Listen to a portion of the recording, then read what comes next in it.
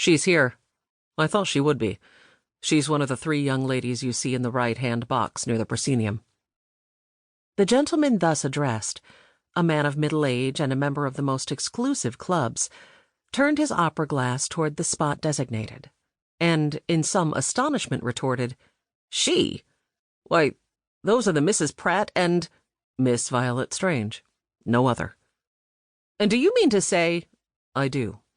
"That yon silly little chit, whose father I know, whose fortune I know, who is seen everywhere, and who is called one of the season's belles, is an agent of yours? A— No names here, please. You want a mystery solved. It is not a matter for the police, that is, as yet. And so you come to me.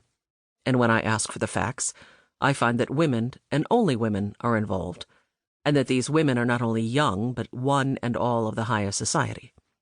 Is it a man's work to go to the bottom of a combination like this? No. Sex against sex, and, if possible, youth against youth. Happily, I know such a person, a girl of gifts and extraordinarily well placed for the purpose. Why she uses her talents in this direction, why, with means enough to play the part natural to her as a successful debutante, she consents to occupy herself with social and other mysteries, you must ask her, not me. Enough that I promise you her aid, if you want it. That is, if you can interest her. She will not work otherwise." Mr. Driscoll again raised his opera-glass. "But it's a comedy face," he commented. "It's hard to associate intellectuality with such quaintness of expression. Are you sure of her discretion?" "Whom is she with?" "Abner Pratt, his wife, and his daughters." "Is he a man to entrust his affairs unadvisedly?" "Abner Pratt? Do you mean to say that she's anything more to him than his daughter's guest?" "Judge. You see how merry they are. They were in deep trouble yesterday. You are witness to a celebration." "And she?" "Don't you observe how they're loading her with attentions? She's too young to rouse such interest in a family of notably unsympathetic temperament for any other reason than that of gratitude." "It's hard to believe.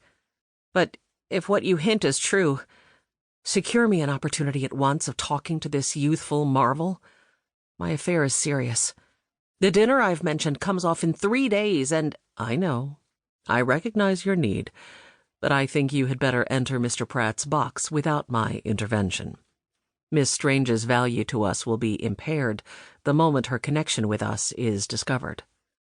"Ah, there's Ruthven. He'll take me to Mr. Pratt's box," remarked Driscoll as the curtain fell on the second act. "Any suggestions before I go?" "Yes, and an important one.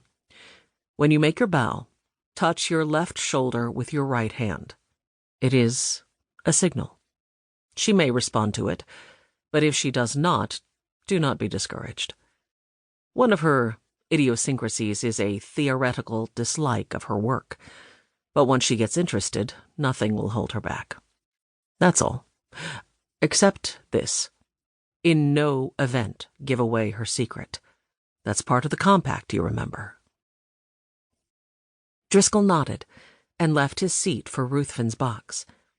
When the curtain rose for the 3rd time, he could be seen sitting with the Mrs. Pratt and their vivacious young friend. A widower, and still on the right side of 50, his presence there did not pass unnoted, and curiosity was rife among certain onlookers as to which of the twin belles was responsible for this change in his well-known habits. Unfortunately, no opportunity was given him for showing. Other and younger men had followed his lead into the box, and they saw him forced upon the good graces of the fascinating but inconsequent Miss Strange, whose rapid fire of talk he was hardly of a temperament to appreciate. Did he appear dissatisfied? Yes, but only one person in the opera house knew why. Miss Strange had shown no comprehension of or sympathy with his errand. Though she chatted amiably enough between duets and trios, she gave him no opportunity to express his wishes, though she knew them well enough, owing to the signal he had given her.